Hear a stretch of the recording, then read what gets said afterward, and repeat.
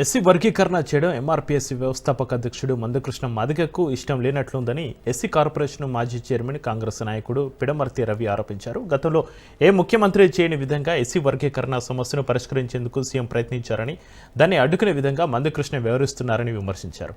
మాదిగలందరూ Congress party వైపు ఉన్నారని, మందకృష్ణ మాత్రం బీజేపీ వైపు ఉన్నారన్నారు.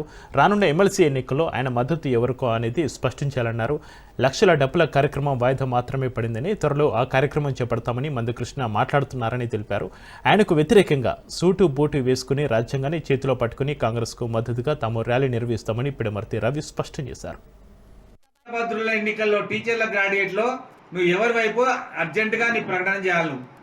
నువ్వు ప్రకటన చేయకపోతే బీజేపీకి తెలిపోద్ది. కాబట్టి ఇప్పటికైనా రేవంత్ రెడ్డి గారికి మా విజ్ఞప్తి ఏంటంటే, రేవంత్ రెడ్డి గారు సీఎం గారు, మీరు మాదిగ నాయకుల గురించి చూడకండి, మాదిగ ప్రజలను చూడండి. లంబాడీలు కుడి కన్ను అయితే రేపు మాదిగల్ని ఎడమ కన్ను అవుతారు భవిష్యత్తులని శాశ్వతంగా మాదిగల్ని వైపుంటారని తెలియజేస్తూ